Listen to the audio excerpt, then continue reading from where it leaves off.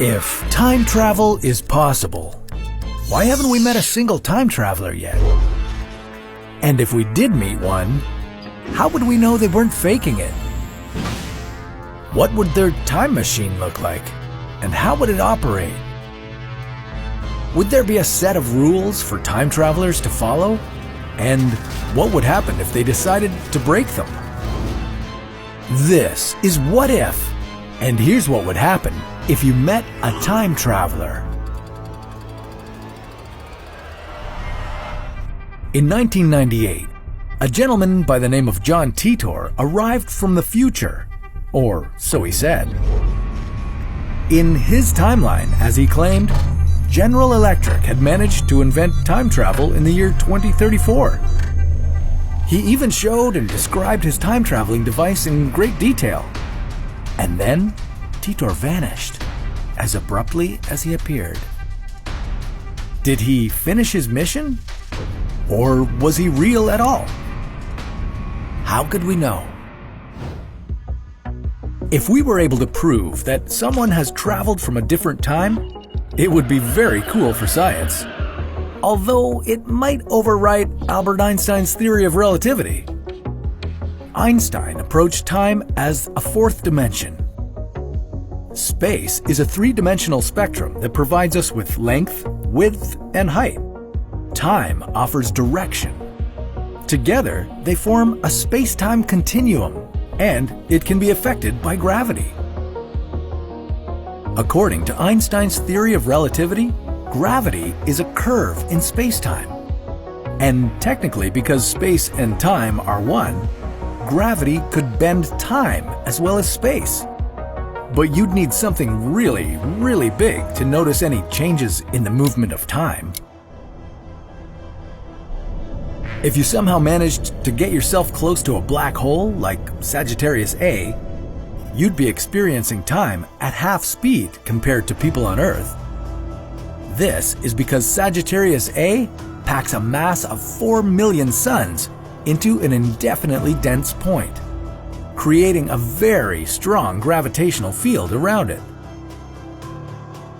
Another way to travel in time is to move really fast. The closer you get to the speed of light, the slower time passes for you. If you were a passenger on a train that somehow could travel at 99% of the speed of light, for every year you spent on the train, 223 years would have passed back at the station. That would make you a time traveler into the future.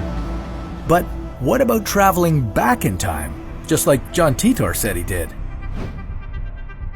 Titor claimed that this little machine is what made time travel possible in any direction. The C-204, as he called it, allowed him to manipulate gravity with the help of 2 microsingularities that were packed inside. It also had gravity sensors to lock the machine and time traveler in a fixed place in space. Titor had this machine installed in a car, pretty much like the good old time-traveling DeLorean did. But it would only take him as far as 60 years from his time. How would you know that Titor was actually traveling in time and not just making it up? Proving that someone really is a time traveler might be even harder than time travel itself. Time travelers could make predictions about the future, show their futuristic technology, or even undergo some genetic testing to support their story. Maybe the best way to prove time travel is real would be to take you with them on their next adventure. Of course, there are easier ways to prove the possibility of time travel. In 2009, the world-famous theoretical physicist Stephen Hawking threw a party. Not just any party, but one to which only future time travelers were invited. Hawking didn't send off invitations until after the party. He believed that if travelers from the future arrived before the invitation was released, that would prove that time travel will become possible one day. He sat there, waiting for hours, but nobody showed up. That doesn't mean time travel is impossible. There is a chance that time travelers from the future will learn to use wormholes or bridges in space-time. We haven't seen one of those yet, but the theory of general relativity predicts that they exist. The biggest problem with wormholes is that they're microscopic and collapse too quickly for a human traveler to go through. But maybe the reason nobody attended Hawking's party is that time traveling might not be that precise. Maybe the guests from the future did arrive, but they were too late for the party. Or maybe going back in time is strictly prohibited for time travelers, because if they do, they might change their timeline completely. Perhaps they're just trying to avoid the risk of spreading any diseases from the far future onto us. Or maybe the information about time traveling is so highly classified that only a few people would be trusted with it. Maybe traveling back into time isn't possible after all.